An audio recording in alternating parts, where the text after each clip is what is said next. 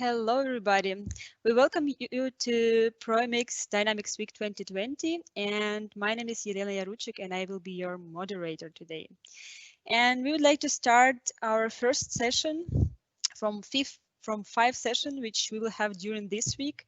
In case you are interested in those sessions, you can just click on the links I will place in a few minutes in our Q&A session, and also attend those sessions from Tuesday till Friday. Also, I would like to introduce our speakers today. We have today Daniel Bach. This is our senior consultant, and his session will be with Power Virtual Agent and Artificial Intelligence. And Manuel Hanek, our director pre-sale, and Eric Norrell, our senior consultant, with the session Dynamics 365 Finance. So yeah, we are broadcasting via Teams live event, and we can start. Daniel, your turn.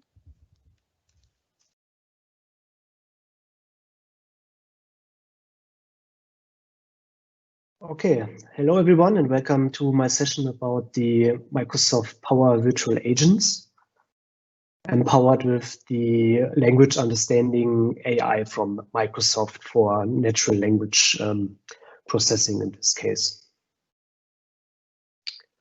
First, I would like to give a basic introduction to the overall system, then provide capabilities of what's new in the Wave 2 release. And then I will introduce some language understanding basics, and at the end, we will end the session with a little demo. Overall, at Microsoft, we have the Power Virtual Agents at our Power Platform. It's playing together with Power BI, Power Apps like the Canvas apps and Model Driven apps, and we also have the power of Power Automate. And we see it's all based on the data connectors, AI Builder, and the Common Data Service with the Common Data Model.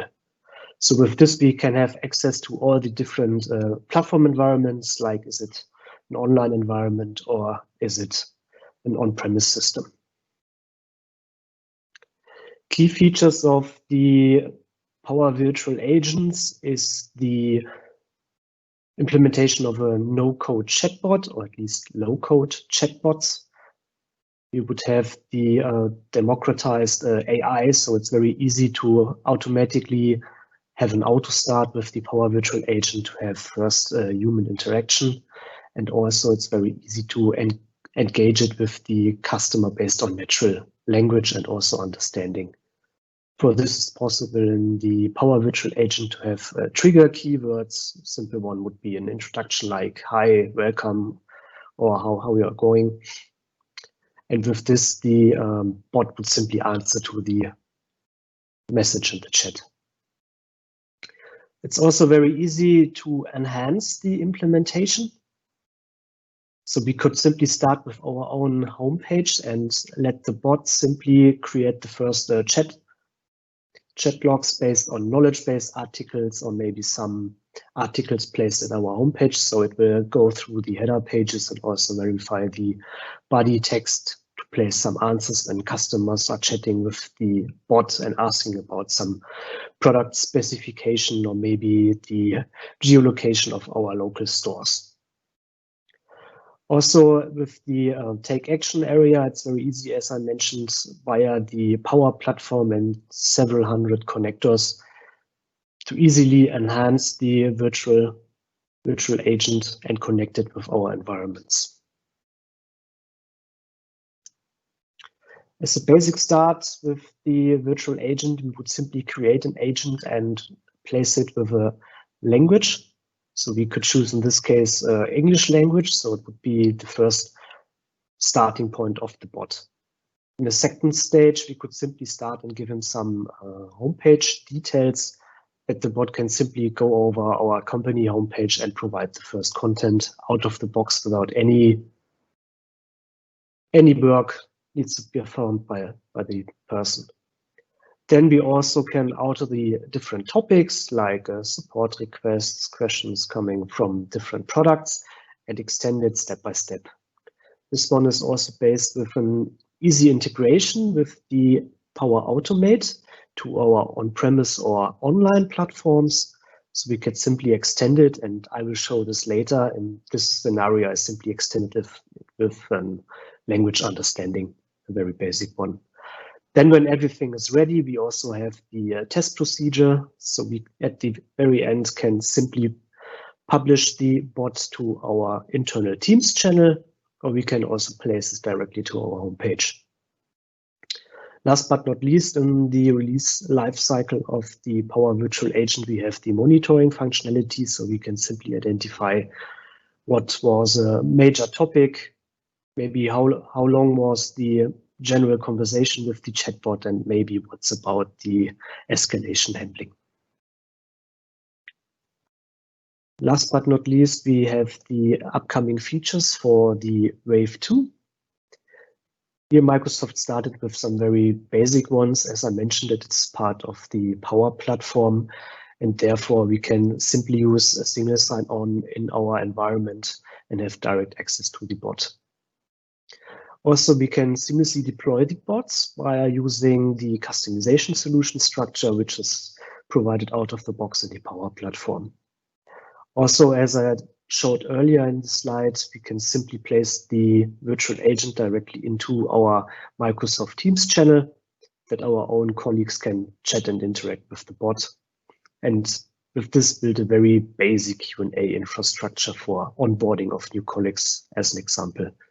And then some minor feature from Microsoft, they want to enable additional customization like bot name or bot icon.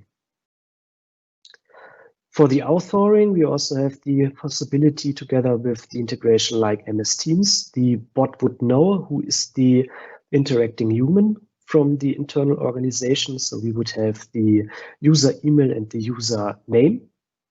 So we could have some better interaction with the human on the other side. And then, as I mentioned, with the Power Automate integration, it's very easy to access external systems. Then, as an additional important step, Microsoft announced that the integration with the Microsoft Bot framework will also be enhanced. Then they also announced that they will provide an Alexa skill. So with this, we would start with the first voice interaction. Right now, the bot is only able to understand chat messages, but later on, it will also be possible to use the language understanding skills. Last but not least, enhanced natural language processing.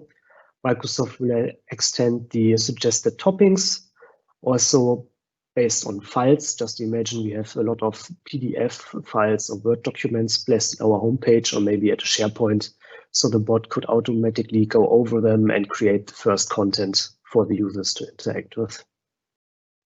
And last but not least, improved chatbot responses.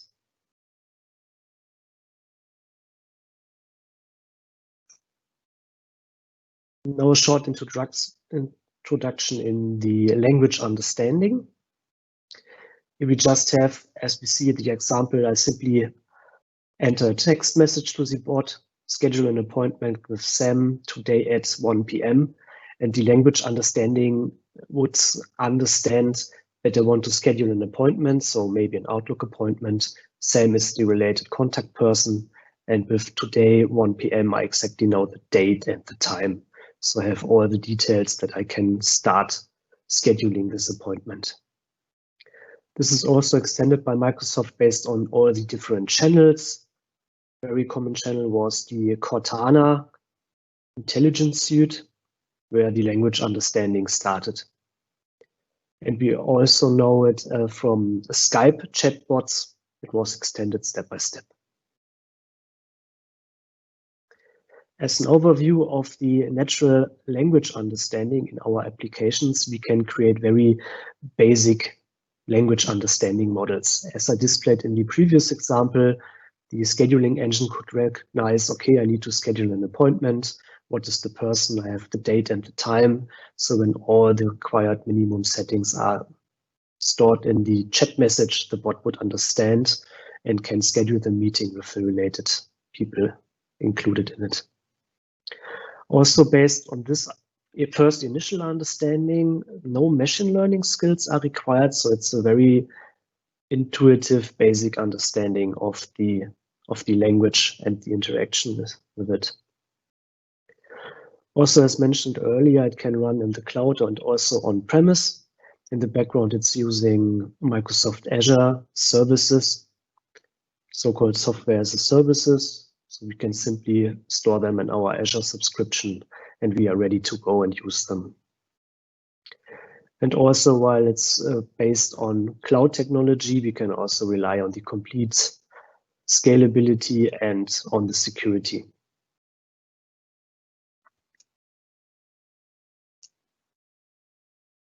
As an understanding how the language understanding would work, we could simply define intents, like a user wants to have a product description or maybe user needs support. We can also have an intent like a user wants to buy something. So we could simply start building up these intents in the language understanding. And then we simply write the text that the system can start with the first initial labeling. And this labeling, the system is providing back a scope.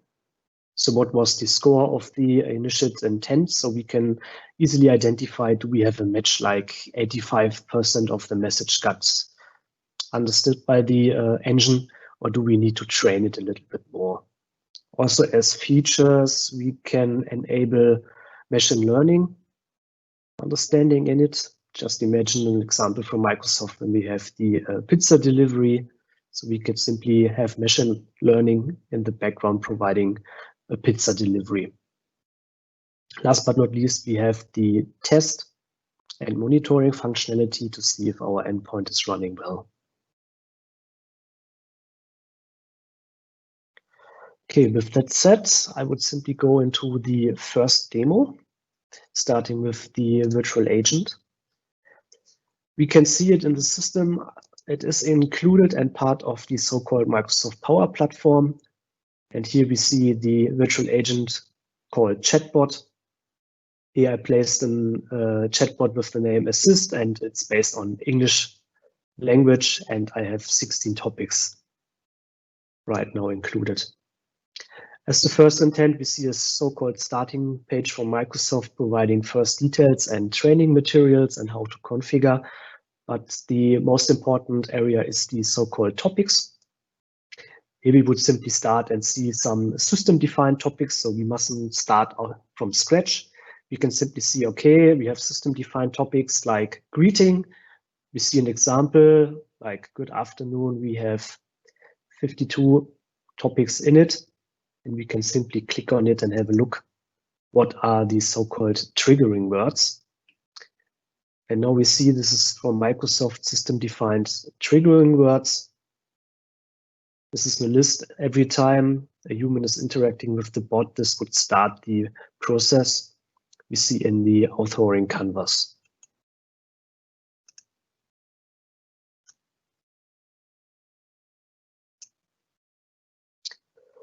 With that said, we see we have the initial trigger phase, and we would see the bot would simply start with a hi, and now we see coming from the integration like MS Project, it knows my name and I can directly interact.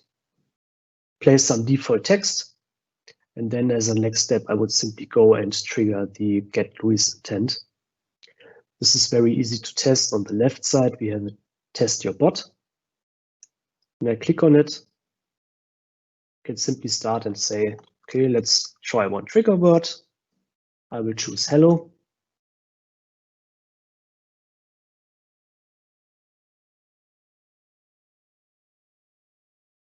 And now we see I'm in an iframe. The bot was intended to use it only in the Microsoft Teams. And I got an error message that the user is not authenticated and the content is blocked for this user. In this case, I prepared the integration with the Microsoft Teams.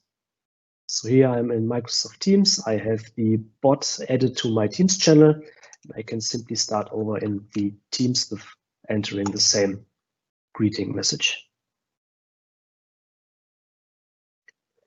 And now we see all the messages from the system provided as I was typing it here in the message boxes.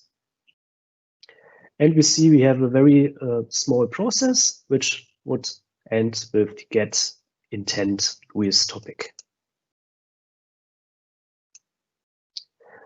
This is a custom canvas I simply added to show how the trigger of the language understanding from Microsoft would work. And we simply see this was without triggering conditions, so it would immediately start after the first greeting. And the bot would simply ask, how can I help you? And would wait for the user to type in his text. And this message would be passed to the language understanding, which is provided here, as you can see with this short symbol as a Microsoft Power Automate. And this one gives me back 4 different values, the intent score, and we also have text analytic features included, which will set the sentiment and the sentiment score. So maybe is the sentiment more negative, positive, or neutral? This will also be placed here in this example.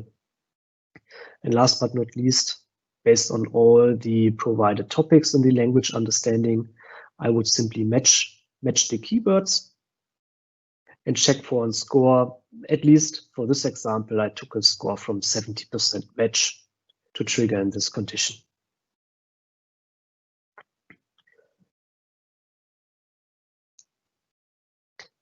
As we can see, here's the text, how can I help you?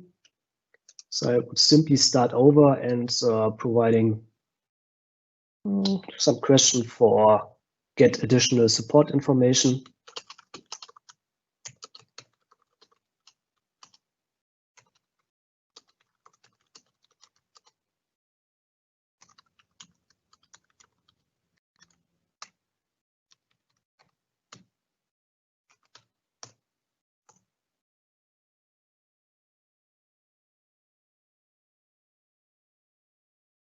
And we see with a match from, let's say 99%, the intent from the language understanding got that I need support.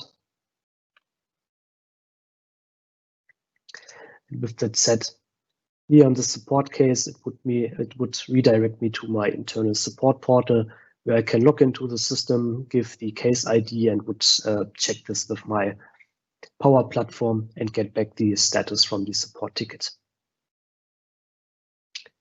On the other side, the language understanding would look like this. I have the Luis.ai interface from Microsoft, and I have a language understanding model. We see here are all the intents, as I mentioned, and we saw in my previous example that proMX support was mentioned. So in this case, I added proMX support intent with 23 examples. And here we can see I simply typed in some default text, and the system immediately started with identifying some key phrases, additional key phrases. And in the last column, we also see the different score. I can see I have a request also for numbers and proMX support case numbers. So based on this, I can simply start and create the text and would combine it now logically what it is.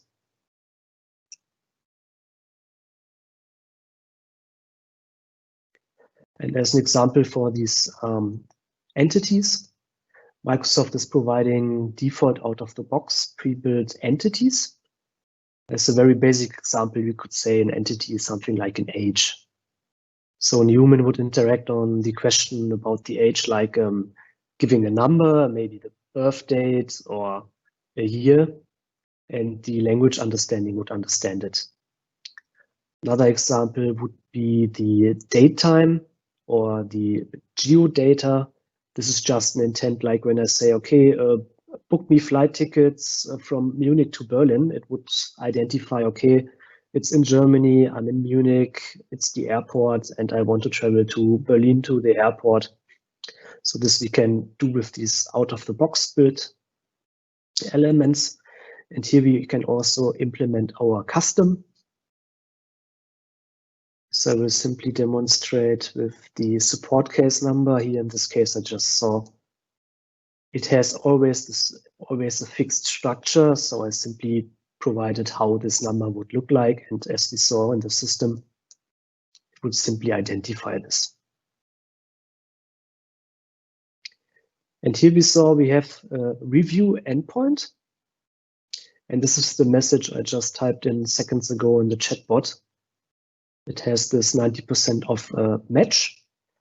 And this is the list to train the model step by step. So I can simply go in, fix this element, or I can also say like, okay, no, this would be some different value, save it, remove it, or put it to another intent, just to build up how the system would understand the text provided. And this was the short introduction. I would thank for the time, and we would have a short Q&A. Yes, thank you very much, Daniel, for this nice presentation. Yes, we can have a look. Do we have any kind of questions right over here? Just a moment. Okay, I think we should wait for a while. We can continue. I think that Daniel will stay with us till the end of the session, so he can answer your question in Q&A.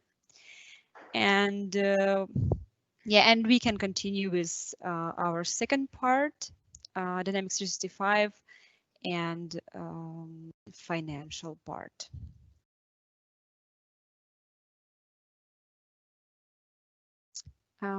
Eric, Manuel, please, let's start. Okay. Thank you very much, Daniel, for that introduction into the possibilities of the virtual bots, and Louis. As Jelena mentioned before, my name is Mario Hanak, and I have been working now for proMX since more than 4 or 5 years, and in the area of Dynamics, I'm now working as a consultant, also as well as a solution architect for over 10 years. And when we talk about the news of the Wave 2 2020, for me personally, a very special highlight is the new version of Project Service Automation, which is now called Project Operations, and is now available with the early beginning of Wave 2, so since the 1st of October this year. Let me see if I can... That's my colleague Eric, which is talking later about some topics related to finance directly. And if we're talking about project operations, this is a totally new product. Project operations is it's a combination of the old and well-known project service automation, which was out in the market for over 4 years. And Microsoft combines the possibilities or the capabilities from Project for the Web and for Dynamics Finance with those from Project Service Automation, and in that way created a new product called Project Operations. Which functions and features have changed, we see in the next couple of slides. The GA was, as I mentioned, on the 1st of October, and we distinguish between basically 3 deployment options, which will also have an effect on the available functions. Finally, we can have the largest deployment is the integrated one with finance. We can go with CE only implementation, which will only combine the features from the CE side and include the Project for the Web. This is called in the documents from Microsoft as a light deployment, and we can still only deploy the finance side as well. But the full functionality, as mentioned, is only available with the integrated version. With the help of dual write in the back end, if we deploy the integrated version, we have out of the box a complete data exchange between both systems. Currently, from the current point of view, there is no upgrade path available for existing PSA installations. This is scheduled for in the next couple of months. So we maybe beginning January, February, this should be available to have a migration path. Because the backend structure changed. So this is really a migration which Microsoft will support our customers and partners as well. But until then, until it's available, so we need to go with new installation, with new deployment. But this is a good chance for existing customers and partners to have a clean start with the new Dynamics 365 for project operations and test all those new features and prepare the system, prepare the enabling, and then finally, when the migration path is available, to upgrade those systems. Now in the next couple of slides, I will go to several areas from project operations to talk about some of those new features. Tomorrow we'll have another session together with Gorgon Sykes, this product manager from Microsoft Corp. And together in his session, we will talk more in detail about the capabilities and features of project operations, along with a demo of the whole process. So today we will only focus on those generic topics and to go into more into detail tomorrow in the next session.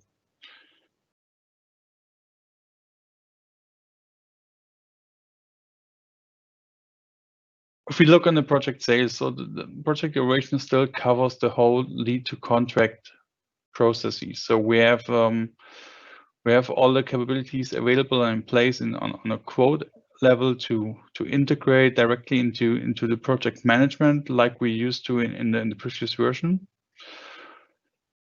What is new is the system now supports multi-customer scenarios, so we can add multiple customers to the same quote and to decide how to split the quotation for those customers from a charging perspective in the backend. And as well on the roadmap, it's currently not available, but it's planned to be available soon, is to have a real quote revisioning process, not only a copying of the of the quote, so to have real possibility like we use from dynamic sales to have a real revision of those quotes. We're still supporting multiple contract types, so not only the fixed price and the time material. With the multiple lines, we can now in the future as well to talk about stuff like on the contract level and later on to talk about task-based billing options, for example. So we can decide to combine specific tasks to specific contract lines to have really a detailed possibility to handle the chargeability of those. And the same, the handling of advances and retainers is totally new to the system. So if there are some upfront payments with the customer aligned, so you can directly add those to the contract and to handle it end to end inside of the same system without the need of any extensions like in the past.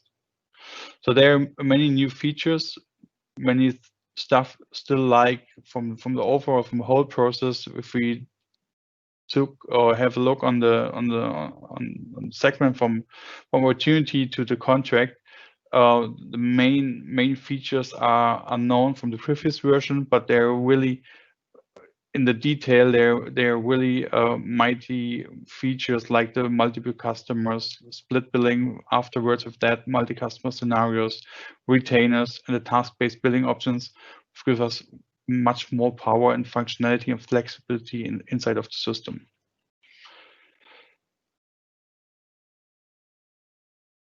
In the area of project planning, we see the largest changes in the product. Like you see in the screenshot, the old WBS is gone, and we have the new integrated planning possibilities with Project for the Web, which means we have not only line-based WBS like it was in the past. We now have really an interactive Gantt and Kanban style board to plan our tasks, to have totally visibility of those tasks, connect them in a visual way, And with the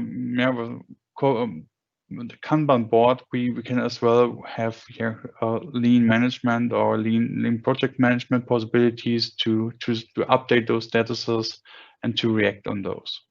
There's some limitations in the backend currently, which will so there's no project templating currently available. This is replaced by a copy functionality of the project, so you should be aware of that. But with the copy of project, you can nearly achieve the same like you did in the past with the templating.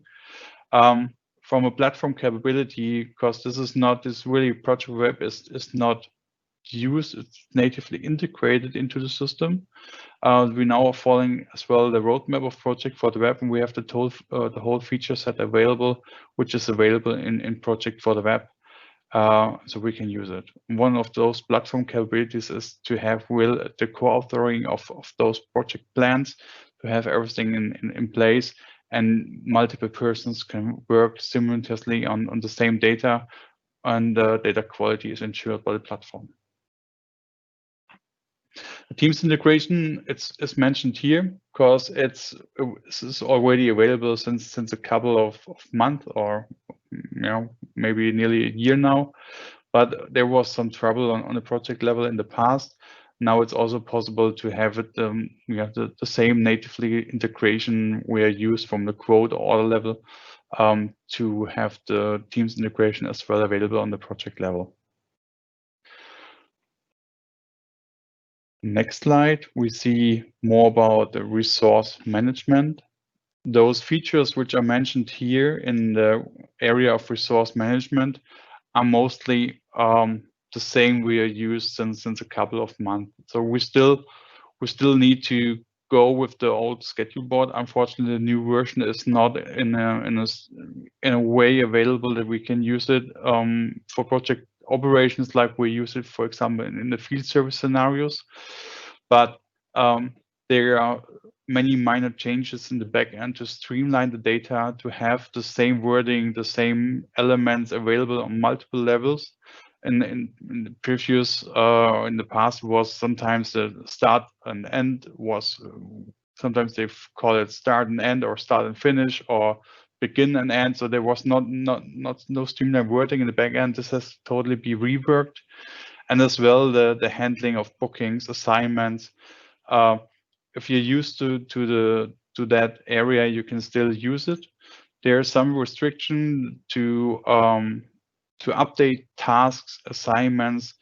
You only allowed via the interface, via Project for the Web, so you're not able to programmatically update those elements, though blocked by the product itself. There will be in the future, there will be possibilities available to again be able to modify those programmatically as well. But until then, you need to be aware of those and to find the way around which is possible to update the elements like you need it. We still have the known reconciliation view to have the ability to work with those elements we are used from project service automation. What is totally new, we have a validation of the made entries in the backend to not to exceed limits of the customer on the project contract lines of the project contract. So we have a continuously validation of the data in the backend, which is totally new. The process from the resource request to the submittal and adding those resources to the project and replacing them in the project plan is like we're used to from the past. On time entry and expense approval, the biggest new here is the area of the deep expense management, which is not directly located on the CE side of project operations. It's really located in the finance side, but it's compared with the existing expense tracking we are used to. It's really a deep expense management with many rules and intelligence in the back end to read those bills for you. You make a picture of your smartphone. The AI will read the bills, will set those information to the tracking client, and then have the direct accounting possibilities in the back end. Have stuff like a real calculation of the per diems and some other rules which finance users are used to, but it's totally new for now in a way of project operations for those users which are used to the functions of PSA, for example. There are now new options for approvers to edit, like I mentioned before, those validation of the not to exceed limits and some other contract related validity rules are now taking place, beginning with the time entry and hand over through still we to the point where we allow it for billing. The billing itself we talk about soon. So those stuff has changed from a high level perspective. It remains like we are used to from a CE side, but we have a much more ability and validity of data in the back end from the finance side available, which makes really a huge difference in the daily life. This is from a time tracking and expense tracking perspective, we're creating directly costs for projects which are stored in those actuals. Still, it's a large table which all those capabilities, but they this is really the back end, the book of truths. There you find everything which is related to each contract, to each project. For the creation, you still have the possibility to go with custom pricing dimensions, which are now easier to set up, easier to integrate from a surface perspective, from an administrative usage. And the same way, if you go the way with the integrated version, we have in the past, was distinguishing between contracting and resourcing unit. Now you have the company related for those as well. So you have another level to set up your data, your backend data, and to create the right costing and pricing. Invoicing starts in the area of the project contract. Beginning with the project contract, we are initiating the creation of the invoice, and then we have the approval process happening there until the point when the project manager or the back office or the responsible person approves that invoice. Then there automatically gets handed over to finance, where the real invoicing is taking place with all those possibilities which Eric will talk about more about the changes. But from the old point of view, totally new is now that we have the ability to work with pre-invoice, to structure the invoice, to structure the invoice in a way to say, okay, we would like to group those lines into several clusters on the invoice. We have real taxes and exchange rate handling in the backend, which was in the past not available or needs to be adopted by custom code. So this area has really changed huge compared to the previous one.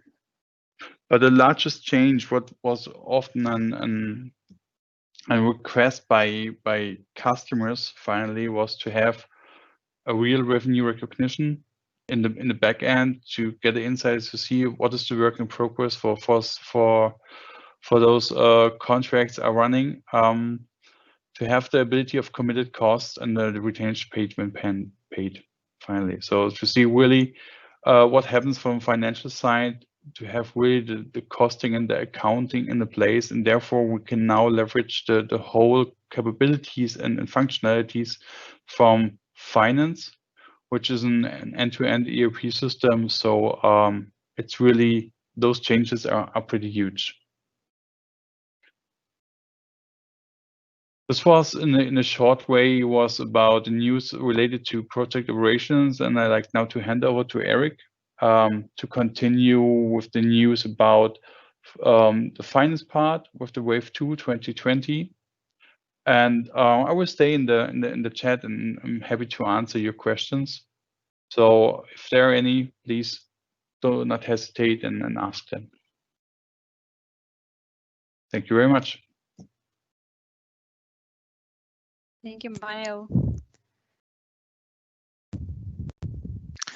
So thanks, Manuel, for that very brief overview on project operations. So now we are diving in to the coming functions and functionalities in the finance app.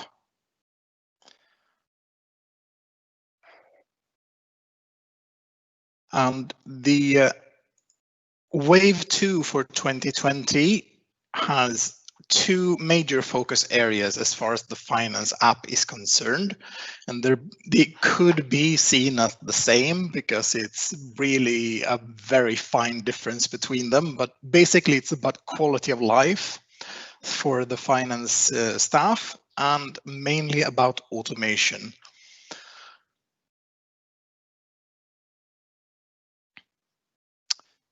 The first big topic that will be provided, it's said that the preview will be available in November. Right now, we haven't been able to get the proper update from Microsoft because Microsoft has simply not released this functionality, even for preview yet.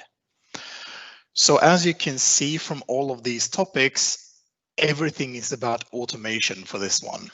It's really about making a sort of AP automation light, you might say, and then also to be able to follow it up with analytics and metrics. For example, things like a bottleneck analysis for workflows, so you can see if specific users or specific steps in the process for approvals are causing delays in the handling of a vendor invoice. But it's also about enabling some basic functionality that we actually have been missing in the AP before. For example, it's not uncommon if we look at the second point, which is regarding the matching of product receipts to invoice lines. It's not unusual that we actually get the invoice before we get the goods. So we have invoice lines that we're trying to match with a product receipt, but since we haven't really received the goods, we don't have any product receipts to verify the invoice line with. So at this point, you will be able to set up a recurring job that will, for a certain amount of retries and with a certain time period between them, retry and match the product receipts that are posted with the invoice lines we have that are unmatched. And then after a certain amount of tries, it will go into failed, and then the AP staff will have to handle it manually. Other things, the next one is about validating data before we actually post the invoice, so we can prevent data entry errors as early as possible. We're also looking at improvements related to the import of vendor invoices. One is that you can choose to directly after import submit them into workflow. So for example, if you have a very rudimentary and simple integration with like a scanning service, then this will enable you to let the invoices directly go out for approval and matching without anyone needing to touch them.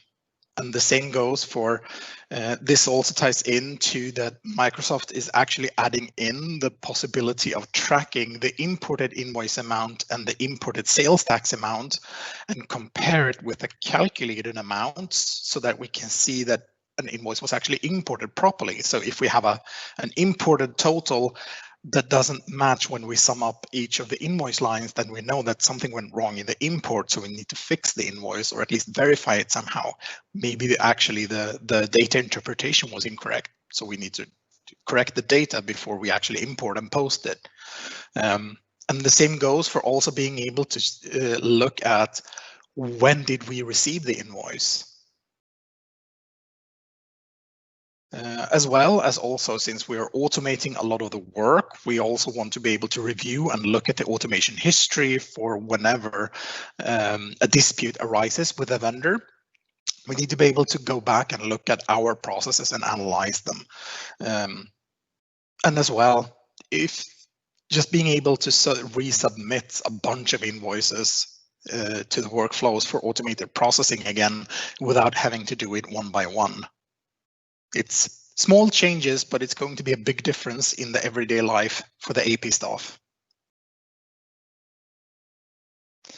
So when it comes to automation, the second topic we're going to look at is the touchless email reminders.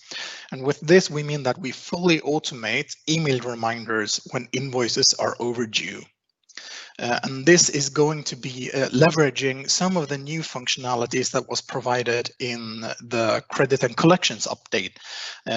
If you've been with the release notes, you will notice that during the last release wave, we got a big rework of the credit and collections module, where a lot of functionality was updated and added in, especially around scoring of customers and starting to provide process automations. But now we're actually seeing the big benefits from it. So I will pause my presentation and we will have a look inside the system. So if you've ever worked with finance, you'll recognize the Contoso companies. And when it comes to automating the touchless email reminders, we're going to be looking into what's called the process automations preview. And this is accessible in the credit and collections module. And you will have to do two setups. The first one is to actually define a collections process, and then you will define the automation of those processes. So if we start by looking at the collections process, I've set up a very simple one, which basically consists of sending reminders to our domestic customers.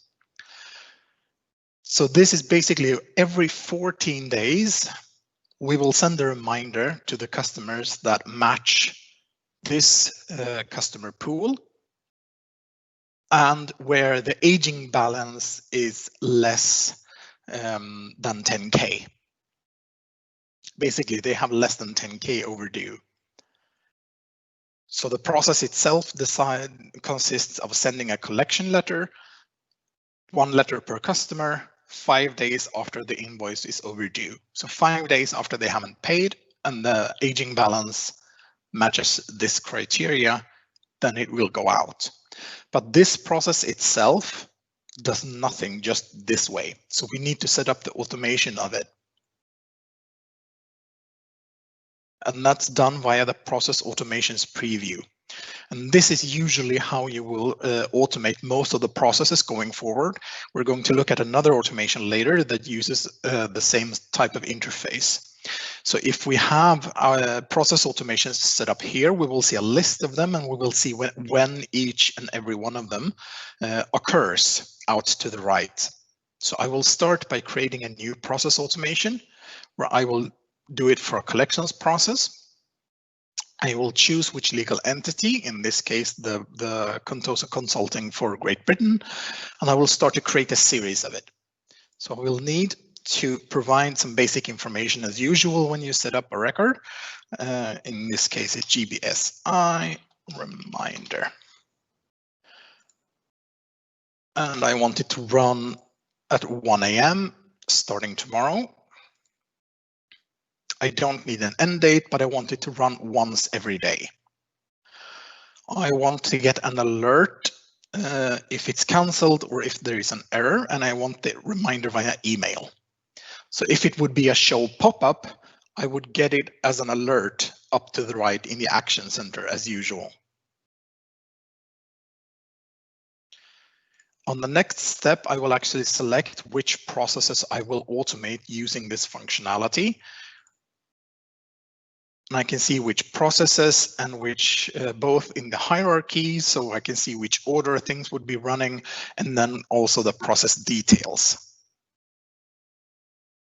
And of course, this is one of the best things that I like about this update, and that's because I will, in these lists for customer assignment and process assignment, see which customers are actually going to be matched by this setup.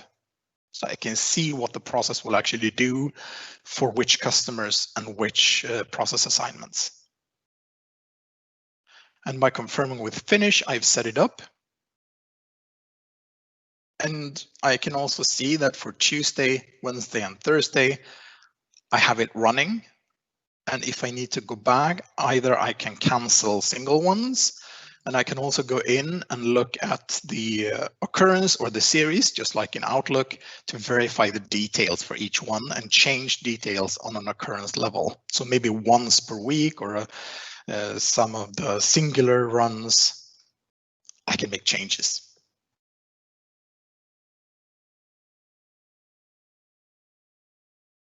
So as I said, this is not the only one process where we will have a new automation. The next one is related to the cash flow, because the cash flow forecast needs to be recalculated by hand. So that's very useful for us to be able to actually automate. So it's done for us. So it's ready every morning when we come into work. So by going in to the cash flow forecast automation, I can also set up a process automation here. And this is much more simple than the collections process one. Because when I set up a cash flow forecast, as usual, I select the company and I define some basics.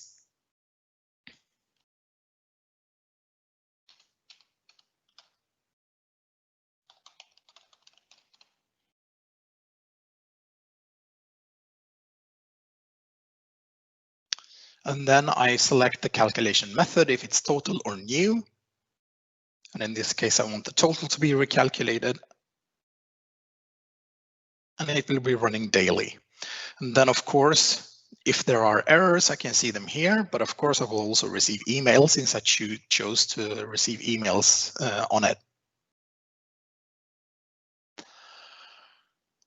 The next one is something that can be interesting for companies that are using the trial balance and needs to export them. For example, if you use it for a sort of rudimentary integration when it comes to exchanging the trial balance information, because Microsoft has actually provided us with a trial balance report update that will allow us to both automate it and run it periodically, but especially provide additional details. So as usual, we can find it in the general ledger, but it's in the inquiries and reports. But instead of the normal trial balance, where we would run the calculation and just get the UI and look at it here, and then we would have to drill down into each of the values, we can actually run the trial balance with transactional detail.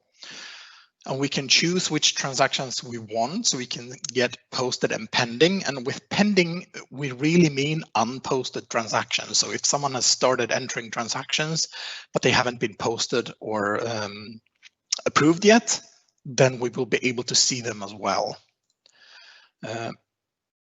And one of the changes that we really need to pay attention to is the format mapping. So the format mapping will actually allow me to get this into a formatted file, for example, an Excel file. That's the case here.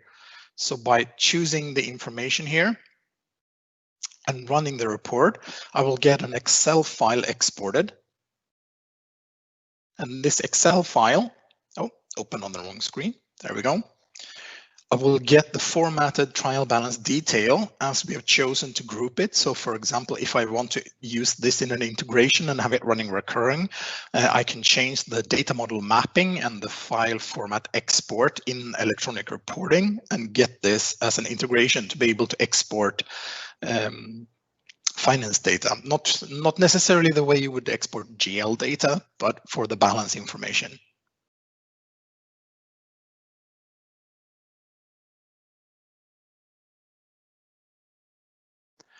And then we keep on with the quality of life updates. This one I can actually not preview for you, unfortunately, because the Power BI integration did not want to play with me today. So it's really a few small changes. We've previously had financial insights, which is on the current company level, and we had the CFO overview, which was for the entire group. And in this case, Microsoft has actually renamed both of the workspaces into financial analysis and then just named it after the scope instead. So it's much more clear what you actually get for each report. Sometimes you would want to change these reports because maybe the trial balance design wasn't the way you wanted it, or you needed some of the other BI elements slightly customized. So you would normally have to have a Power BI developer involved and replace files and work with a Power BI desktop. But in this case, you can actually edit it on the fly. And then there are 2 bug fixes as well, where it's been you would have an incorrect security validation provided, as well as some value mapping. And that's really the big changes in the finance app. So we have a few more things that are being added on. For the globalization, we're getting new country and region expansions. Hong Kong, Kuwait, and Oman are already available now in general availability. Bahrain and Qatar is coming at a later stage. They were supposed to be in public preview last month, but we're still waiting for them to become available. In the invoicing and business document area, we have a few changes. Mainly relating to the VAT directive. If you've ever done an export invoice, you know that once something is VAT exempt, EU directives require you to include a certain text that includes legal information on why these goods or these services are VAT exempt. Or if you have the case of reverse charge VAT, you would also need to provide a reference to the EU directive that actually supports your claim of it being VAT exempt or reverse charge. And previously, this has not been available for project invoices, and that's really the main change.